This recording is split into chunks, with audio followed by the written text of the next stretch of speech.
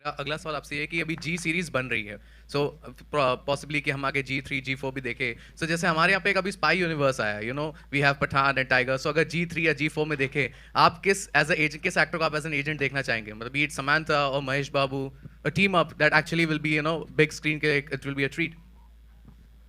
I'm not quite sure. I'm not quite sure. At the moment, I think I'm just selfish.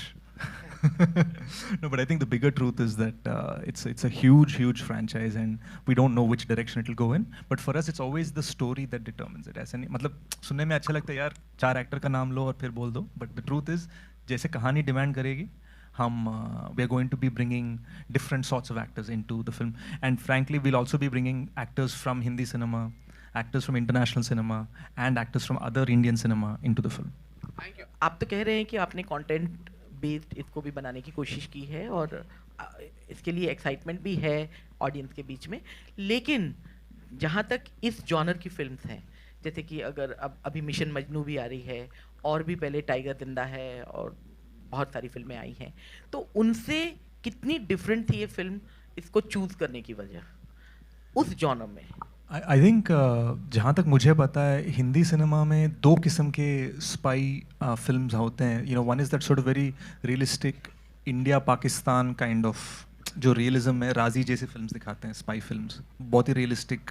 And then the other is a very sort of commercial, like Pathaan and war and all that. I think the G series is something else.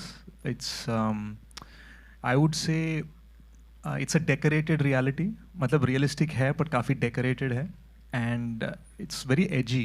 तो शायद मैं ये कहूँगा कि the standard of it is not so much about making it more commercial. The standard of it is making it more cooler. एक style दिखाने का एक तरीका ये होता है कि आप स्लो मोशन में चलो या नॉर्मल मोशन में चलो, जिस तरह से आपको कैप्चर करते हैं वो स्टाइल होता है. सो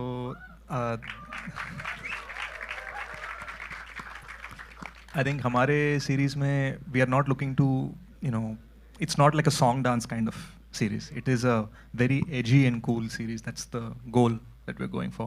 But all of it is rooted again in a very realistic thing कि हम it's about India. If you've seen part 1, the dubbed version, it's about India. The whole thing, it's a very stylistic take on India. The whole point of it is what he wants to do for the country. Hi Adivi.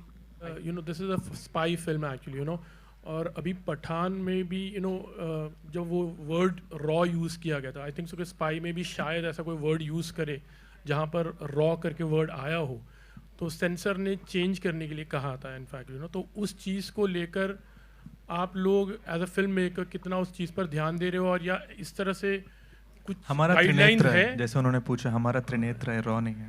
तो कहीं पर भी raw अगर use नहीं कर रहे in fact. ओह अच्छा, चलो ठीक है. I mean to don't write raw in the movie. Then I am just asking like उस पर आपका रिएक्शन कैसा रहेगा, बिकॉज सेंसर बोर्ड ने कहा था कि ये जो वर्ड है फिल्म आई थिंक कॉन्टेक्स्ट भी मैटर करता है. कॉन्टेक्स्ट भी मैटर करता है. मुझे नहीं पता कि वो किस कॉन्टेक्स्ट में यूज किया गया पठान में, but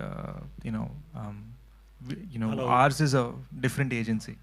Hello, this question is. I was just happy to know कि Gudachari was dubbed into Hindi with a very funny title called Intelligent Khiladi.